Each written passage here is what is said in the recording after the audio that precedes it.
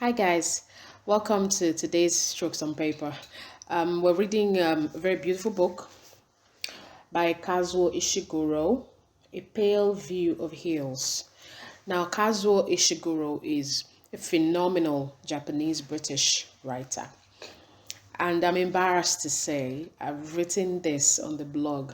I'm embarrassed to say that the first time that I got to know about Ishiguro was when he won the Nobel Prize for Literature in 2017. Prior to that time, I'd never heard about him. I didn't know he existed.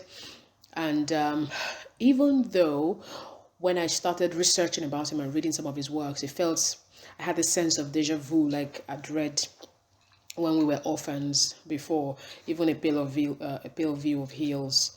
I'm not sure. Maybe I read it when I was a little girl or something, but I just never heard about him until he won the Nobel Prize for Literature. He's an iconic writer, and I'm interested a lot in memory in literature, and Ishiguro does a fine job of taking us back in all his works. But we're going to start today with A Pale View of Heels. A Pale View of Heels is enigmatic and psychological. This novel reflects on post-war Japan through the recollections of a Japanese widow, Isuko, who is now living a solitary life in England. She has just lost her daughter to suicide when we first meet her. This daughter is the daughter that she had in Japan, as she brought to England I think she moved to England to live with her new husband, a British man. And in these recollections, we see her back in Nagasaki, Japan, as a young newlywed who is pregnant and expecting her first child, this Kaiko, who is now dead. Now, in England, she has a second daughter for her husband, the British man. She has another daughter called Nikki. Now, Nikki is the one who is visiting her following the death of Keiko. And in this visit, we sense that uh, there's this restlessness in Isuko's spirit. She is a mother who has somewhat failed because her first child has committed suicide. The second one is living in London in a mysterious life that she's not allowed to be a part of. And this girl is supposed to be going off to university, but she's not going. She's instead living in London with her friends and probably her boyfriend. And she's not very open about her life to her mother. So you understand that feeling of failure that mothers often feel when their daughters or their sons don't do so well. So, as Setsuko discusses the unfortunate event of her daughter's death with her younger daughter, she begins to reminisce about her life in Japan. She thinks about her life in Nagasaki. And strangely, the main focus of these memories uh, is a woman, a strange woman named Sachiko. This woman, as we glean from the novel, is someone who is used to the good life. She was married to an influential man before the war, and now that the war is over and she has lost her husband and lost her riches, she's living in a poor cottage in Nagasaki at the edge of town, close to the river, and she's living with her daughter Mariko. Now, the strange thing is, as Isuko is thinking about Sachiko's life, we see that Sachiko's life in her memory sort of follows the trajectory of her own life, the life that she has lived, because she's now a middle-aged woman. In the time of her memory, she was a young woman, a newlywed, who was pregnant with her first child, Kaiko, the one who has now died who has now died from suicide. And in the time of her memory, Sachiko has this little girl, a daughter. She's such a laid back kind of mother. She doesn't really care too much. She leaves her daughter behind. She neglects her almost, and she doesn't really care about the girl's well being. So and Isuko is worried in the past about the way that Sachiko is raising her daughter. Now we see that chief among her worries is that Sachiko has finally decided to take her daughter and move to America with her lover. a man named Frank that we never get to meet. We only hear about him. He is a member of the U.S. Army, I think, and he has finally decided to take Sachiko and her daughter to the U.S. And Isuko in these memories is not really happy about this. She's wondering what the move is going to do to this little girl, because the little girl is not really excited about leaving her cats behind and just, leaving the country of her birth and the place that she knows, and going to America to a brand new life.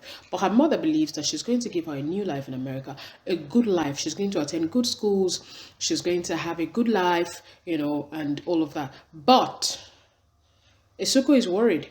How about the girl? What about her perspective? How is she going to cope? But then we'll see in the present that this same life is the life that Isuko has lived.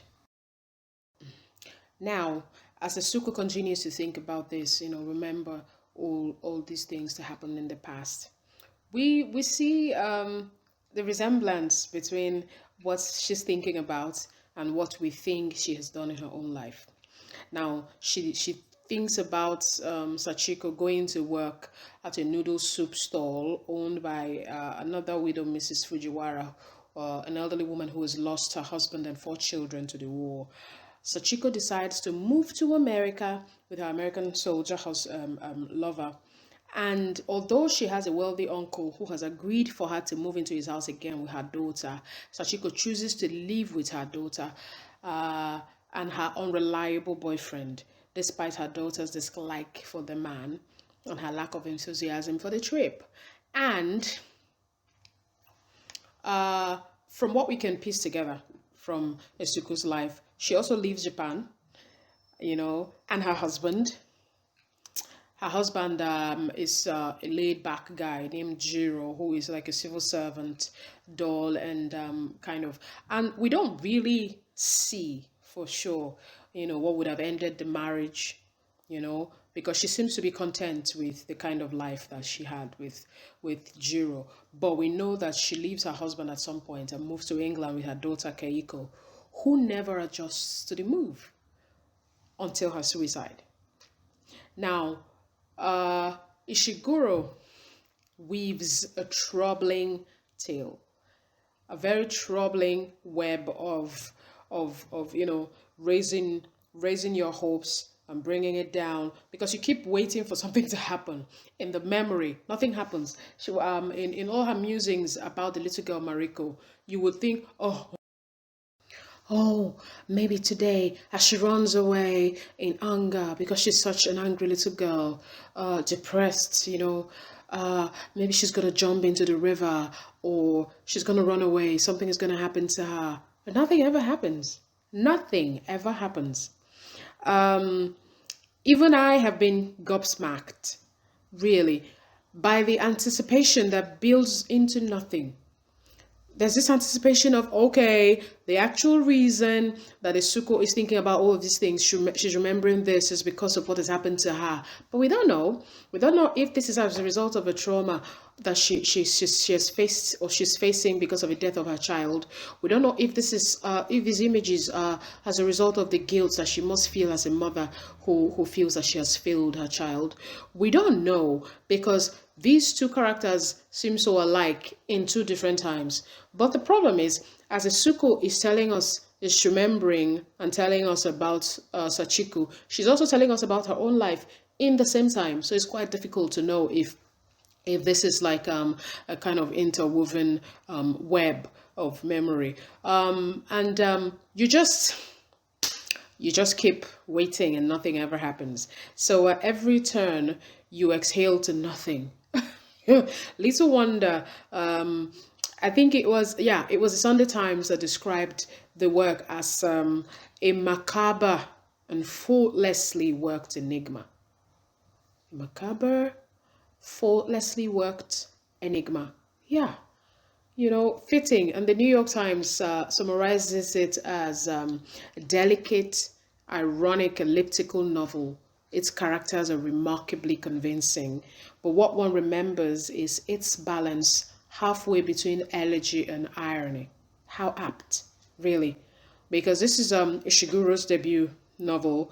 It leaves you questioning your ability to understand science, and it transports you into the fragmented world of memory and the answers that only the mind can unlock. The truth is, at the end of the day, we don't know what is true and what is not. It shows us the unreliability of memory, and how the mind can play tricks, or how the mind can try to console itself. There's so many ways to explain what's going on in the mind of Isuko at this point. So many ways to explain what Ishiguro tries to do with the novel. So you take your pick. What do you think, guys? Read the book and let us know. Remember to go to www.strokesonpaper.com and read the review there and leave your comments. Thank you so much.